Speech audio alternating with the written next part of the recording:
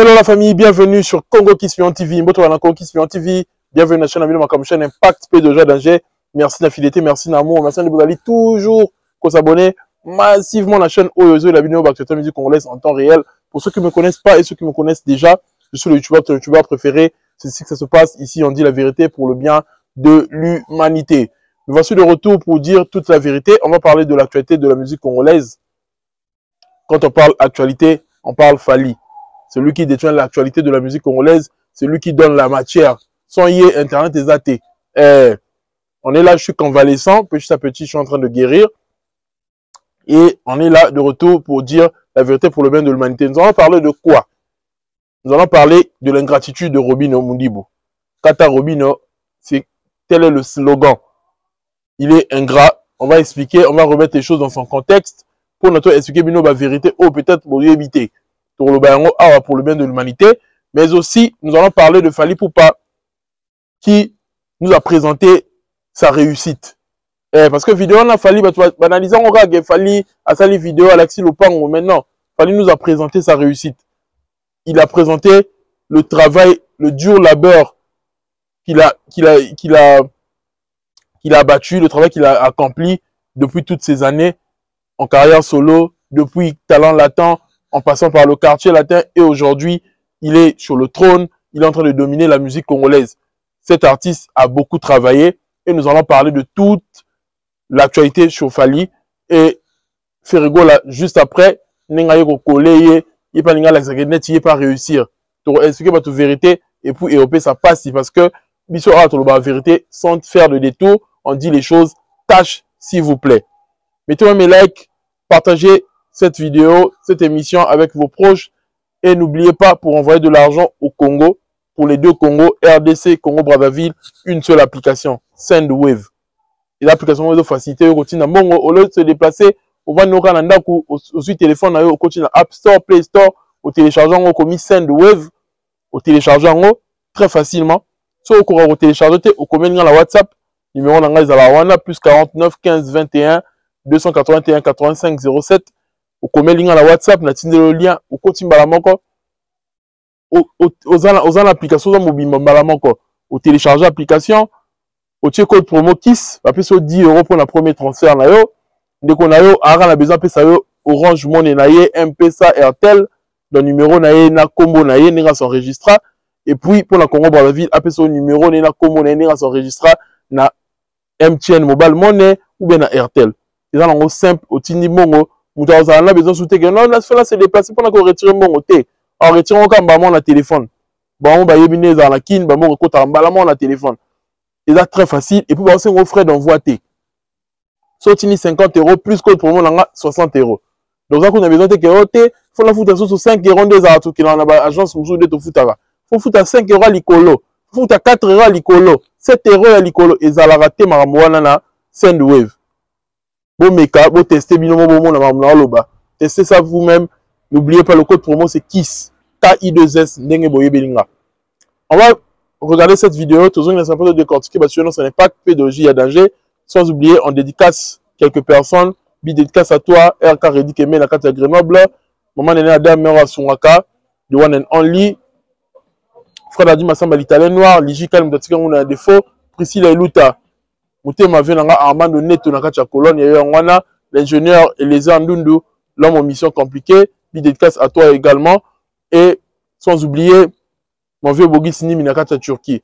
On regarde cette vidéo, tout le monde est un peu décortiqué, sur son impact, pédologie, il y a danger. Tous les cas.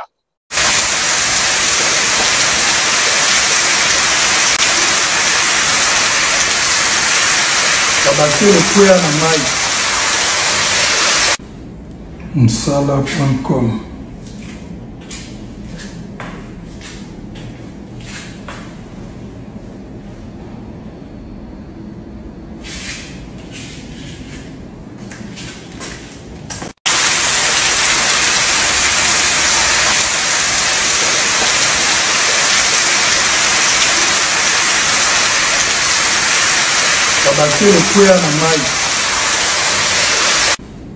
Msala.com.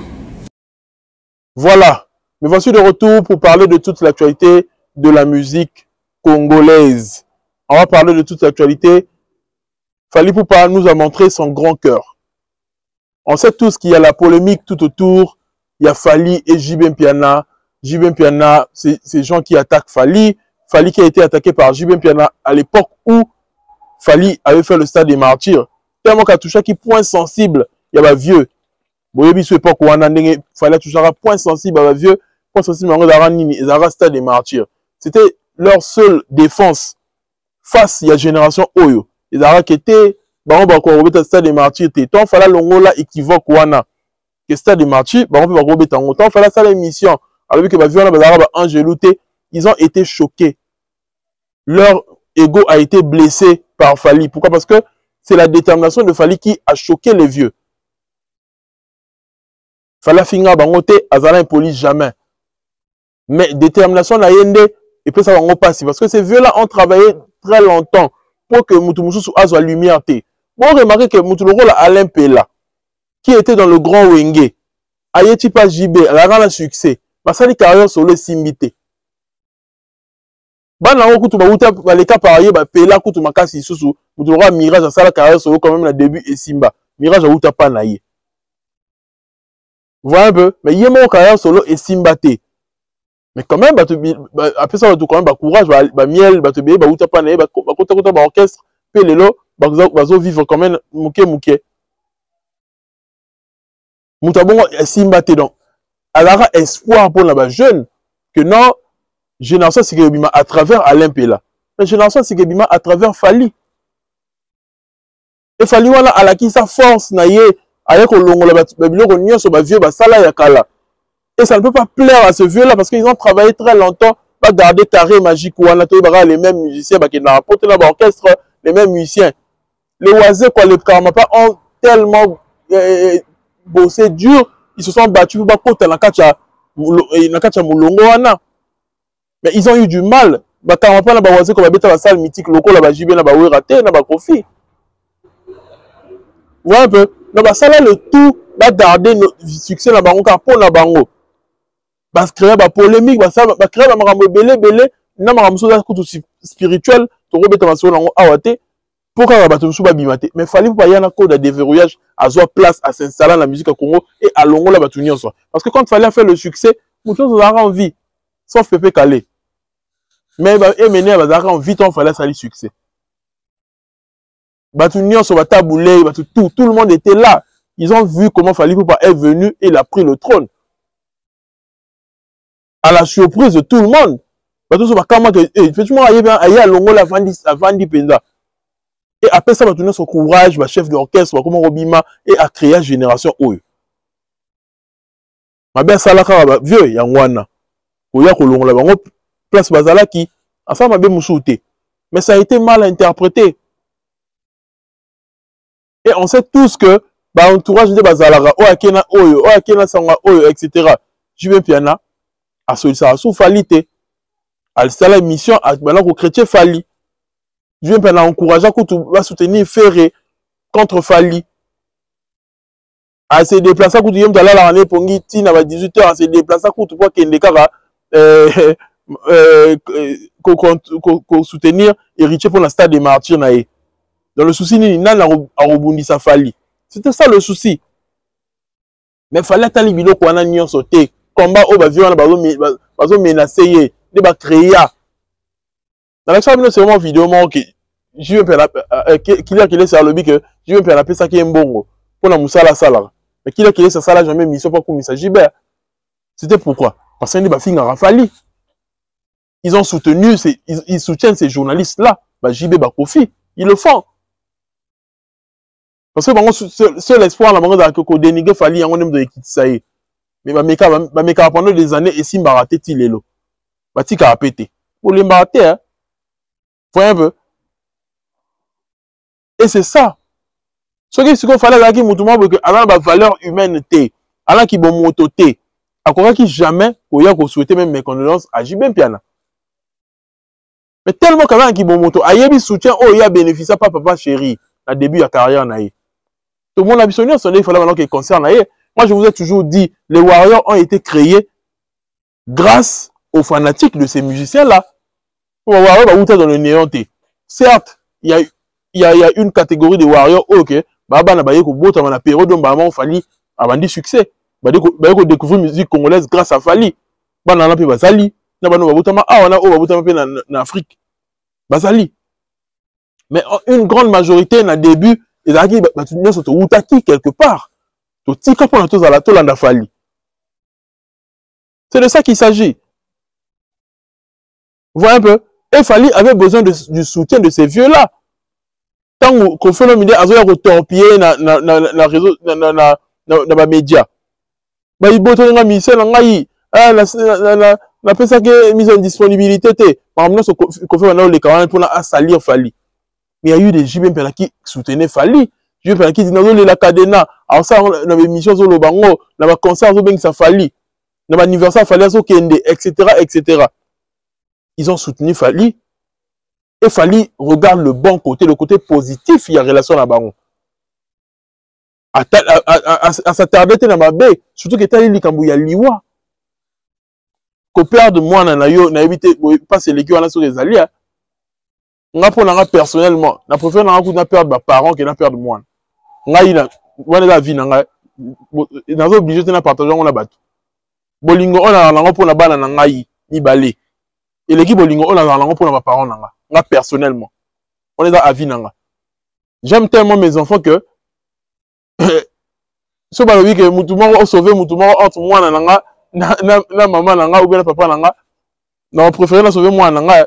Certes moi le robot est sous mes parents robot tabango te mais Bolingo nanga pour na ba nanga na omo na makila nanga na omo na ba train nanga pa na bango na omo na éducation na investir pour na bango etc. Nde bunda na la mkwatongo pour na bango ko perdre bango les a passé.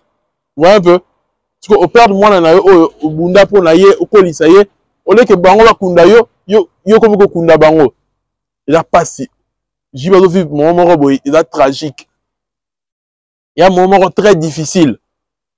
Et Fali, il connaît la peine de perdre un être cher. Il a perdu être cher, à yebi, difficulté wa ndenge zalaka. Donc il a mis le côté humain en avant.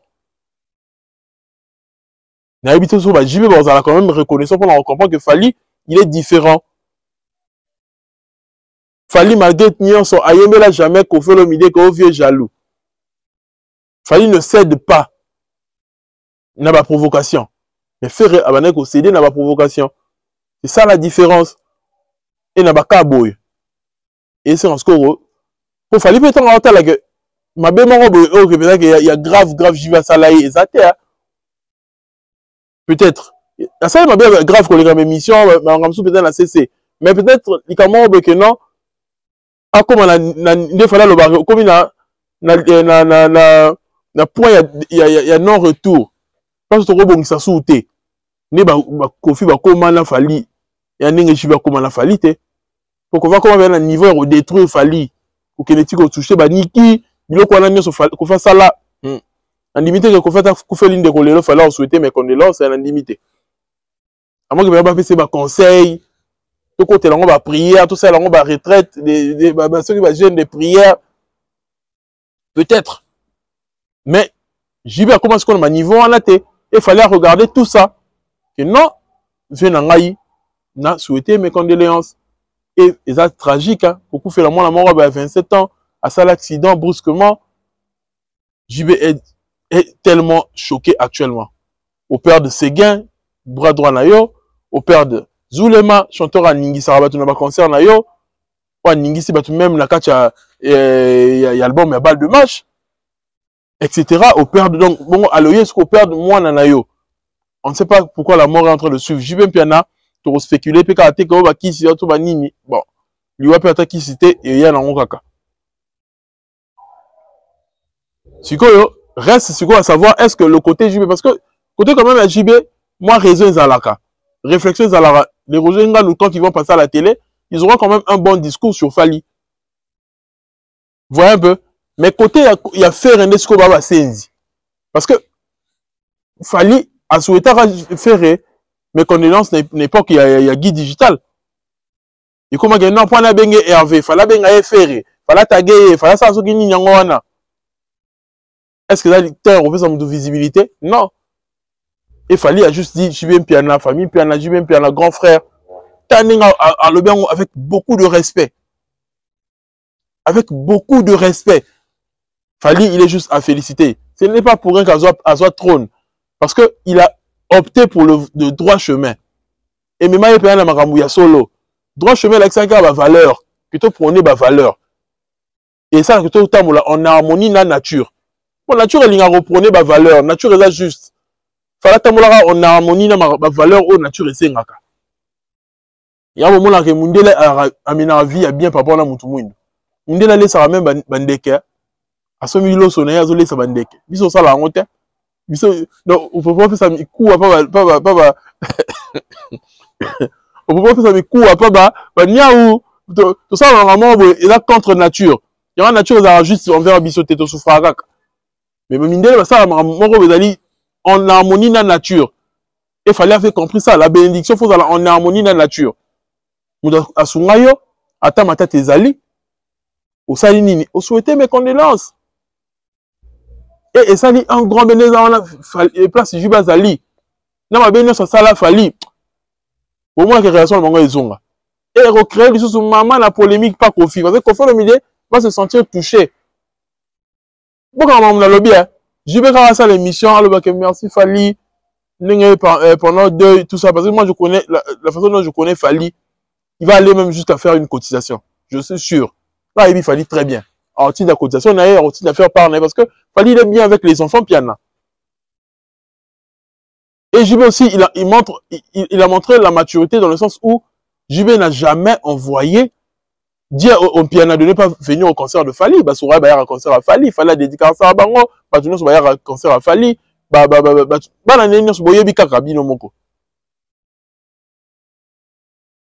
Bon, la relation à Bango et ça, à la réparer à partir de Maram O, peut-être.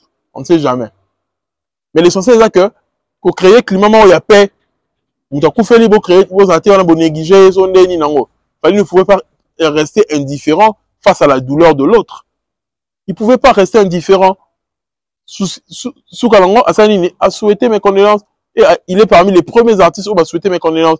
Ça veut dire que, a eu information, a vérifié la source. A solana ba junior piana solana ba toana nyosa bengi bango a vérifié information la source.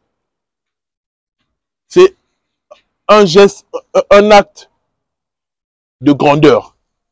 Et il a dit que fallait ça grand. Aza au-delà de la polémique. Il y aura fallu l'ingarate ma polémique à la couronne la polémique. Parce qu'il est au-delà de la polémique. Lui, c'est quelqu'un qui fait son art. C'est un artiste avec A majuscule. Le niveau de Fally, c'est le niveau élevé. Photo le bango, awa, sans faire de détour, s'il vous plaît, on va décoller. Et puis, il fallait attalité, ma provocation est Roger Nga le Mikolo. Il fallait ça la test na BCBG. Après, il faut attaquer Mignon Bram, puis comment bien à Fally. Après, il y a pour na Fally. On y a un soso, il y a un concert, et comme un combat Fally, il y a un elengi. Pour l'en créer buzz, il y a un concert na bango. Et c'est ce que Roger a voulu créer. Il fallait que Tali Bilo Rwanda m'a souhaité quand même. Je vais me mes condoléances. C'est la grandeur d'esprit. Oui, il est grand. Non seulement artistiquement, il est grand aussi en esprit. Parce que moi, il fallait habiter à Wapi, habiter à BCB, j'habite à Maison Mère. Et là, faux. Parce que ce qui est vrai, il fallait que la biographie n'a qu'à l'Ekawana. Mais il y a un zonzing. Je me rappelle l'émission à 2 à le bar que fallait avoir petit à Ouira. Et Ouira l'a confirmé que c'était son petit. Un petit à Sivima Pata. Fallait être venu. Il y a le roi Nzonzing, la vis-à-vis, il y a Wana. Mais d'arrêter que au test sur une déni. Non. Aya, maintenant, il y a un Wana na début. Il y a la coste na début. On a fait la BCBG. On a fait la moto à JB. Après, on n'a pas Ouira. C'est ce que la cause avait dit. Pour retrouver mission alors bah on s'est vraiment pas à Doyou étant à Doyou maintenant on a à Yambabatu sur la BCBG la première fois Toyo Kango mais Fally sur la vrai documentaire né au Tchapa babilo ko na son parcours wana nyoso parcours né ya vrai oh ça là pas quartier latin talent latin pour d'arabe orchestre d'arabe confirmé il y a que ça est vite fait on est beaucoup mal lobé là on son déni tout ça pourquoi vous voulez de l'actualité pour nos concert na bino. Mais Fally n'a pas regardé tout ça. Yewana a souhaité mes condoléances. À la grand. Regardez comment Fally Ipupa a montré la réussite. Ba mission sur ça la bango ba vidéo ba laxi banda kuna bango mais ndako Fally on est et ça va tout passer et puis si passe. Les gens ont compris que Fally a réussi pour de vrai. Il n'a pas que n'analysons bien. N'analysons bien. Pour pas toi lobby mais lobby bien té. N'analysons bien. Fally n'a pas que montrer sa maison. Tout le monde l'a bien. Ah si quand on que non ndako nanga sikango botala. Ala kisi réussite na ye na vidéo wana. Ala kisi bino ndako. Ala kisi bino na ba récompense. Ça veut dire que Elaxi Nini a sali lien entre réussite musicale et même confort matériel. Bon, mon analyse, hein, différence en la bango, bon, moni, Elaxi Nini na vidéo, dans son mouvement, ma yelo, tali vidéo a Fally. Vous comprenez que le mec a montré la réussite musicale qui a un lien ou un rapport à voir avec la réussite financière. Ça veut dire que mon oyazui, pour qu'on attend un quoi bongo, pour qu'on a un quoi et solo là, la maison parle, une maison qui parle. Au tali kanda ko piscine, au tali nema ezo kita, au grand hôtel au ninango. Wotana. Batu ba la semanda ko bakama ba wala biso to tonga la biso te, to su ba ne belé ya rotonga, mais to tongi bien te. Fallait mettre tonga dada une année sur et demi. Bien sûr bozo ba ne belé, mais botongi bien te. Parce que Fally a tongi bien, bino botongi bien te. Photo le bango, botongi bien te. Et Fally à la qui a réussi musicalement. À ça les musiques a bien, à comprendre que l'industrie, à ça les business la musique et le lot à vivre la musique. Tant maintenant le bango que tout laisse sa musique, tout la musique elle laisse sa musique tout comme à un certain niveau. Ça là les lots.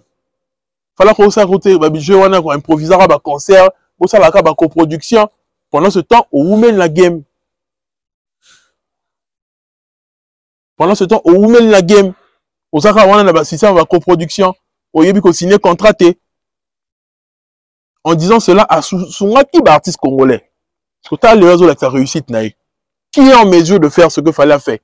Parce que aux en mesure, on s'en nini. De faire à Sali. Pour coller Fally, au Yesko, au laxi vidéo, aux Aki ni place, morobo, yakitoko. Pour la savoir qui est en nenda kunayo. Tiens, là en côté. Fally n'a pas que montré réussite naïe en termes sur le plan financier. Pour sur le plan financier, tout le monde a réussi à Fally même tout total lié carabou. Et là tu la Fally, ni nga ya la mode, ba montre naïe, mi tout naïe. Ba voyage ni nga akena voyage tout le temps Air France. Il a ça déjà réussite naïe. Excusez-moi, je suis encore un peu malade. À la différence des autres. Les autres, oh, voyageurs éthiopiens a traversé ceux qui doivent après Bimine à Paris. Voilà, mon laïe. Tant qu'on est fatigué. Ok, Fally, à comment client fidèle à voyager dans la garde du corps. Naïe, à voyager toujours une équipe laïe. Ça veut dire que le mec a réussi financièrement. Mais au-delà de cela, il y a la réussite artistique. Au Saliba hit. Oh, il place l'icolo. Mais aux yeux, bah, récompense. Eh! Bah, hit sont ma récompense et en latin à Marotin. Fallait à l'axi, bah, tout que, quand on a eu qui sous l'objet, on a eu qu'un zémo et sengo. Fallait à prophétiser à venir, naïe, à l'objet qui là-bas, j'irai. Et je reviendrai. Famille n'a pas boutique en raté. On va tellement percer. Donc, il savait que, en partant, s'imposer en France, il va vraiment réussir. Fally le savait clairement qu'en partant, s'imposer en France, il va vraiment réussir. À atteindre le sommet, il le savait. Parce que il était en train de regarder son talent et il regardait ce que les gens proposaient déjà comme musique en France et ce que lui il va proposer. Alors, le oh, maintenant on va en haut d'adette. Il a un niveau élevé de musique.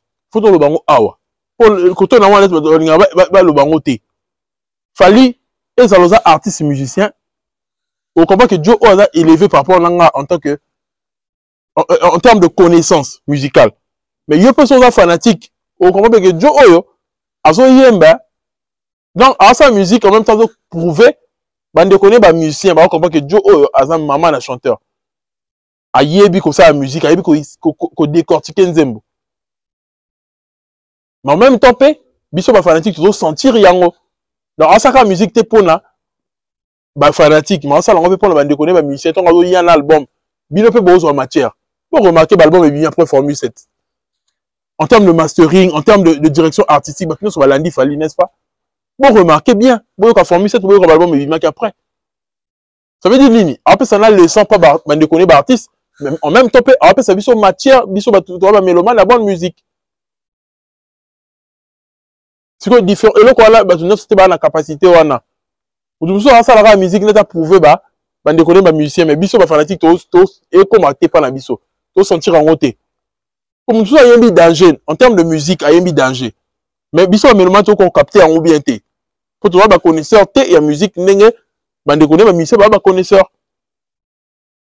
Au moins, la musicien me sort le bic, ah, bah, mon dogo, ah, il y a un danger. Et il y a un mélomane, tout le monde va dire, moi, danger, peut-être.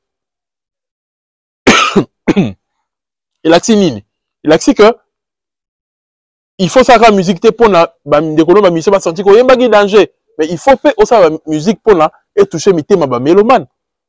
Faut, bah, il y a une bonne musique.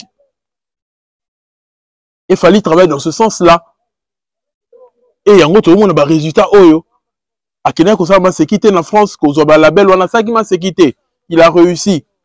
Bon, parce que le nombre de récompenses, il fallait l'accès à la vidéo. Formule 7, export, ni. Donc, sur l'artiste musicien, on a traumatisé sur les vidéos. Il y a un moment qui fait traumatiser, mais avant que sa vidéo, il n'y a pas l'accès à la vidéo. Et nous, on compare, on a fallu, attends, au moins quand il bosse au commentaire fallait avoir la bande mais alinga ça ce qu'on a comme on a version ba star mais tout le monde rêver biso nyonso on a fallu pression wana tout le monde a la bande mais tout anda ko ya version ya ba star et alors dans à qui n'est pas sans le bi la bosse alors là sabino que niveau na likolo tasko lelo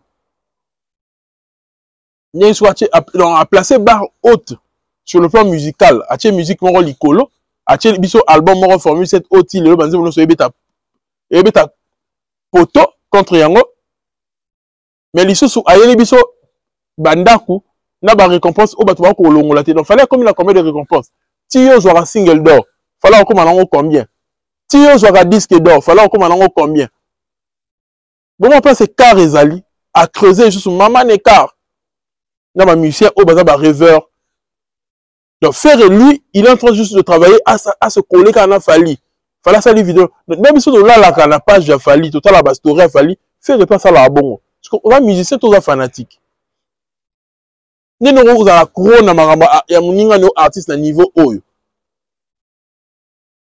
et les kon lango ba tresser les abaya wana koloba ote sans musique sans faire musique à Congo et zalaté son neni nango oh mutata la single d'or te et zalaté la nini mutu même ma musique na la dimension supérieure à Fali. Mutu album ne bimaki ata tube morti sur le beta ezate. Banze me comment ba vie unique. Parce que muta bongo bolingi bo fait ça charge la musique congolaise. A ko Congo te il a kilo makasi pona e. Il en fallait endosser une charge la musique congolaise parce que il en a les épaules.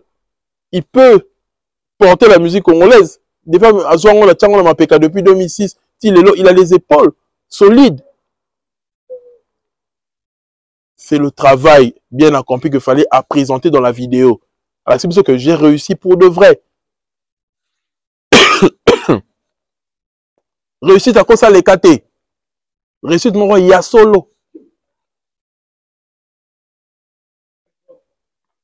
Réussite mon roi ya solo ya cause ça les KT. Et la réussite de Fali est palpable. Bah tout le monde là ça réussit dans mon cas à ton danger pendant les années avant que ça a réussi tout wana. Mais Fali pour pas alors l'acception ma réussite naïe progressivement. Et 2025 tant que ici dans souka nango to aoye la biso bilan yé moko a posté bilan naïe. Ce que font rarement nos artistes. Pour représenter bilan nini ceux qui m'a bossé qui est positif té. Pour bangamu ya positif même quand on anda kunaye ko visiter ango et faire partie na bilan ya année. Et on compte na bilan.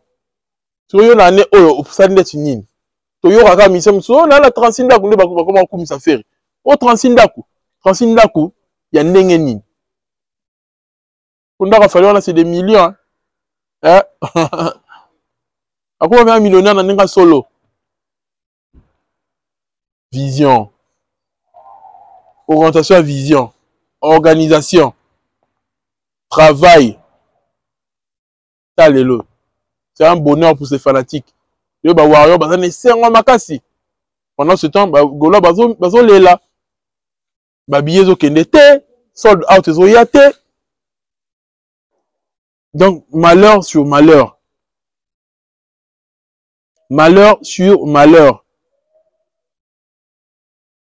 l'artiste congolais ba ko sa bango trop ba cha bango place baza te koto kuna to moni Koffi Olomide balinga batie place azate que Koffi Olomide ozananu robeta hippodrome il pas commencer na moni vidéo mo ye mo pas commencer là ba squat alors ça ba squat mo na mona no squat a bongo te squat za ko kiti o mati yesko ba squat ne wana na mona nga à la Koffi Olomide ba squat mo wega à la Koffi tout le monde bala ça fait car ozananu ozana énergie te vieux au colis 70 ans l'année prochaine, on a c'est qui?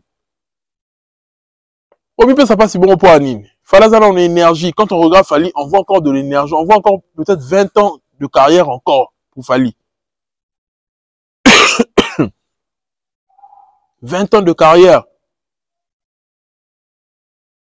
Et Bisso en tant que mélomane là-bas en musique, toi, la pour ça que Fali a célébré on la Stade de France année prochaine.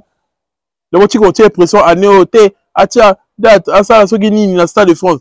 Ce qui est ça, année c'est bien. Mais ce qui est ça, année prochaine, il a coûté mieux pour l'anga. Pour les Rosa, pendant 20 ans, réussite dans le Stade de France, avec un album urbain. Eh, pour album urbain, Zoya, vous n'êtes pas prêts. Vous n'êtes pas prêts. Likama Zoya Namboka. Likama Zoya. Likama Zoya. Eh, il fallait le bika kabase le coin na mai. Faire donc à l'ata combat kabase là. Et ça n'est pas si vous voyez pas bimisi vidéo. Kabase dans le pianiste wana betara so ni nango. Yo l'ata comme bon pour ani nango. Yo comme gars donc comme on a très jaloux na comme on a yo faire. Très jaloux. Ani ba toucher comme on a été. Ba délire mususu. Il a un âge mon limite. Bodo tia Koffi Olomide une erreur. Normalement la killer qui est sa zone isusu. Il peut donc mon bodo tia Koffi une erreur. Alors ça va délire mon boye. En tant que âge na ezo simbate. Viwana azagi na besoin Fali na carrière na ye. C'est vraiment la personne qui avait besoin de Fali dans sa carrière. Ça il fallait orienter pour à maximiser présence dans les réseaux sociaux. S'il était à côté de Fali, qu'est-ce qu'il aurait eu encore? Plus d'informations sur les réseaux. Si vous regardez Fali, a sali combien de temps à la sur les réseaux T? A zongi en un claquement de doigts à reprendre possession des réseaux sociaux. Ça vous dit rien? Ça vous dit rien? Ça veut dire que le monsieur a la maîtrise. Au lieu de se faire du mal pour rien. Bon, ça la wana, bon, la nanzela na ye.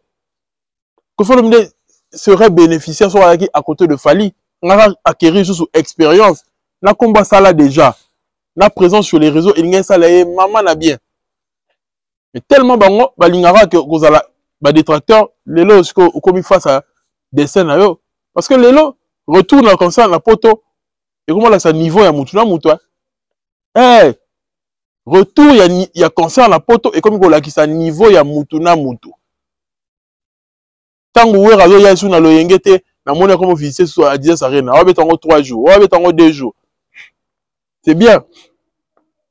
Mais batou, oui parce que na souka lango, et bon ma carrière a battu sous ce billet. Parce que oui Hassan quand il a fait grand arena, il a acquis parce que il a fait un retour après tant d'années. Mais est-ce qu'elle a acquis c'est que soka zongeli présence na sur scène quand on met chaque année na ba concert. A recorté même public wana. Alors sûr que bana wengi wana bazaka ebele bongo ba toujours actif. On ne sait jamais. Est-ce que tu vas toujours koya ba concert na ba proposition ya kala? il faudrait proposer de nouveaux trucs. Est-ce que tu es en mesure de proposer de nouveaux trucs qui vont accrocher? Point d'interrogation. Pour faire le mdeye wana meki ko sa ba remix ba loi ba nini. Où ensemble nous? Ils ont beta wapi. Ils ont beta wapi. C'est donc à la nouvelle génération, bah Gali Garvey, bah Gaz Mawete, bah on est comme époque là, bah on va mettre dans la grande salle. Gali Garvey, il est temps au chat date, ma poto.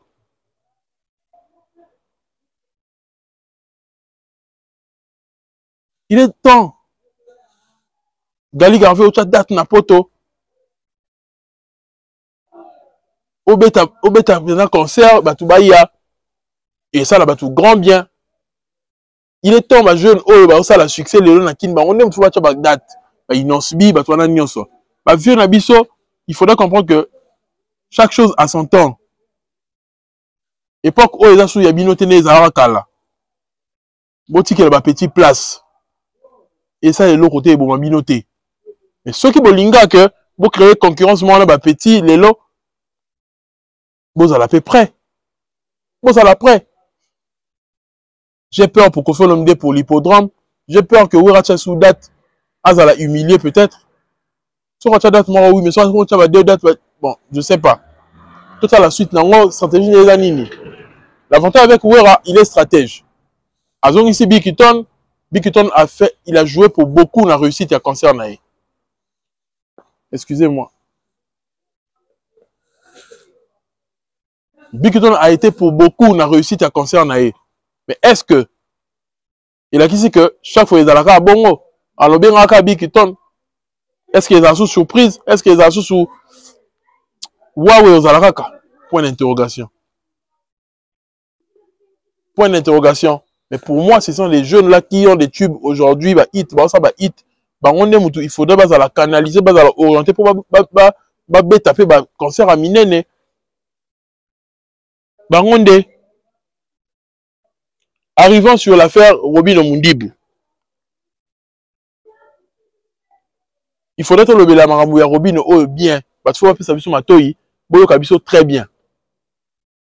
Robin Omundibu qui dit que non, concert naïe, le panier circule encore, fallait featuring et ça magité, tout au concert, fallait à Ozala, Azaya naïe, faut Azala, tout ça là. Et ça m'a bêté qu'au Senga, fallait aide. On a vu comment Bune a filé, il a sûrement écrit à Fali, et Fali l'a reposté sur Instagram. Il est venu vers Fali, il a demandé de l'aide pour booster. C'est pas mal. Tu vois, Fali au Solarana, Fali en privé. Au cas où il n'y a jamais une comme en public, que non, Fali Azara na concert na yo, c'est une façon de faire une Fali pression. Pour Azara contraire, le gars va tenir son kili, bah là c'est image moi avec Azara Mouté Mamabe, yo yene je confirmer en haut. Fala Pimelo featuring, yo Bundela ye, et les ressources concert na yo, ce qu'a y été, et Rocha Fali pression, Azara contraire, aïe pour la pression et abatubati. Or que c'est pas ça. Et Fali n'aime pas votre lingage pour un intérêt. Robin nous montre vraiment que Alingara Fali par rapport à il y a un intérêt. Tant Azaki satisfait le marama featuring et que Inosbi a proposé COP. Tout le monde a na TV Koloba. Or que Moutou oh a son carrière il y a Robin c'est Fali. Sauf Fali me marié na pototé. Débat ni y a une sala ou bien polémique ni y a une sala y na Fabregas ou bien la déplique. Déplique à Poto, Fabregas à Poto. Yozo ko ya pototé o so na bango na nini na likamunini o so na bango ndenge nini ils a la possibilité mais grâce il a fallu ninga memio na poto et fongolo banzela et permettre que o so mukanda o sa mamna yo comme plus libre o ko ya o tient pression na TVT mama featuring o tient pression mama o tient pression ça veut dire que yozo ya pour un intérêt il y a qui musenza bana wenge balinga batu pour l'amour vrai té. Et plutôt réfléchir bien, s'il vous plaît. Salle Yango Marie-Belle, on a combien de places? Donc pour la salle à 800 places, ou il y a plutôt une configuration à 500 places. Fallait ne il faut aérocher au poids. C'est comme musique au salara. Si la langue nini. Bah tu veux sur le salara, misu na misu. Si la langue nini, ce qu'il faut pour la concert à Moukié Bongo, fallait ne il faut au poids. Si la batube na yo eza nini. Au sala ba tube, au sala ba nzembo, carrière non musicale, nyonso, rôle nango za nini. Faut y repalper succès na yo. Normalement, attends le premier album, attends la quelques singles, il y a quand même que, ah, mais ça, la 300 personnes, la poto. Oui. Faut palper succès na yo, t'as la soki bato ba lingi yo. Donc, il y a que tu as fallu pression à la TV, ce qui n'est non. Est-ce que le la featuring ou la fallu? Moi j'ai toujours dit ça. Qu'est-ce qui te prouve que ce que ça qui featuring la fallu et nga Simba? Ce que Simba raté le ngolo banet nini, il fallait à freiner featuring na yo, to a tirer au bouton, a yena malchance on ngolo banini. Oye mala gaz mo est-ce que Simba? Papa banze mo yemba yo moko. Et Simba? Non. Et la cité que ce royaume un grand artiste obligatoirement faut que et Simba. Non, non, non, non, non. C'est faux. Pourquoi fallait-vous préférer à Gaz Moïte par rapport à Robino? Gaz Moïte ne met aucune pression. Gaz Moïte respecte tout le monde. Il y a la fallu, il y a la fallu, il y a Ferré, la fallu. Est-ce que Fali t'a dit que lui il aime la concurrence avec Ferré? Déjà totalement tout ça que ça va le contexte s'il vous plaît. Robino qui met une date le même jour avec Ferré. Vous êtes sûr que Fali est content? Autre date le 7 juin de la Ferré. Allez, Fali fait aïe ma colonie quoi tout ti na concert na yo. Pour ça net une qui est à combattre Ferré. Pour faire le banina Monique Fali m'dagi na sima Robino. Bache date bache libiso libaya. Et puis mabongo, Fali ne le fera pas. Désolé mon frère Robino. Désolé. Fali ne va jamais le faire. Pour ça, on respecte. Il fallait l'inga en coup de bilo qu'on a terre mon cas faire respect. Il n'aime pas ça. Même la mission de pas n'est pas faire président. Ça vous dit rien. Robin a souka n'ingra.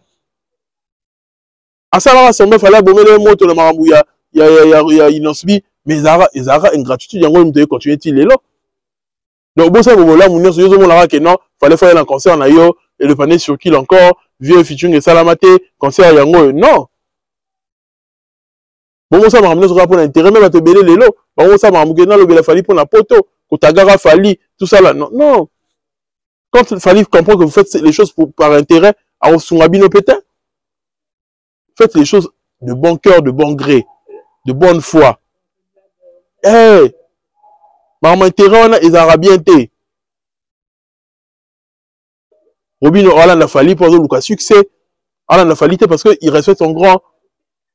Il y a un gars il y a plus d'affinité que Robino. Et gars Fali est venu volontiers. Petit naïe, aïe na concert naïe, à Senga l'autre côté, à l'autre émission affichant côté qu'il fallait Rosala. Mio linga il fallait Rosala, on a créé suspense pour fallait Rosala. Mais non. Ba carrière na bino musini na ngo za nini banzembo binisa carrière na bato bina rapport na nini. Pour ba ya concert na bino ou pas. Parle pour ton succès. Pas ton succès. Parce que le lot finger à faire le beau finger fallait ka bongo. Robin a souka n'ingra. Donc on a créé le roman boyé, on créé ces parties ba warrior, on créé suspense la combat fallait, on a fallu pression indirecte. C'est de la mauvaise foi Robino. Ce que Zagui n'a pas ça fallait la concerne au Lobango en privé. Au Lobango en public, parce que au Lobango en public, pour Fali, Abimamou, soit yété Abimamouti Mamabe. On m'a dit Robin, si le fallait plus à featuring té, à boy qu'on a un concert naé. C'est comme ça vous salissez l'image de Fali, net à l'ingavani, comme ça va progresser té. Et les gens vont dire que ah, je dis ça souvent parce que c'est Robin. Même si on a un bassi ou un mouninga langa. Ce qui il fallait poster bien affilé ambassade la TV OT ndeni a poster bien on a posté biso bato uti pa naé ma poster bien affilé nga pe no yaka koloba boy pour l'ambassade non bon ba visa ba pesa bino visibilité ba pesa bino na ba URL na ba ni nyonso non le ba pe ka boy parce que il faudrait pas seulement voir un seul côté, faut voir le tout en fait. Faut voir le tout. Qu'est-ce que Fali a fait dans ta carrière? À présenter, on a Bercy, à sa visibilité. Obina misu na misu. Ogana ba abonné à sika, ba fanatique à sika. O s'imposa o yara poto. Olingo beta concert non na sala mukie bongo. Beta la force na yo. Tia maramu na yo, fali lui-même au tindeli yango. Yemo aromona mutu bo sola en privé, faut beta masoya yango na public. Mais au sein na public et plutôt on a numéro né personnel. Ça c'est un sens. On a numéro fali personnel. So yo pour on sein faut y na public. Il y a un sens terme. Robino azan ndenge mo Robino un jour ko a clasher fali. Né en OK, les gars, lui on a qui a clasher fali. On s'est placé en adversaire à Fali. Et c'est de ça qu'il s'agit. Kata Robino, Aza vrété. Aza vrété. Robino n'est pas vrai avec Fali. La personne qui est vraie avec Fali, c'est Gaz Mawete. On a un premier soin. Deuxième soin, Roya. On est ensemble, la famille. Ceux qui ont aimé mon contenu, abonnez-vous, partagez. Restez branchés à la chaîne Congo Kiss Beyond TV. Mettez-moi mes likes. On va toujours faire un effort de vous proposer du lourd. Sur ce, portez-vous bien. Paix sur vous.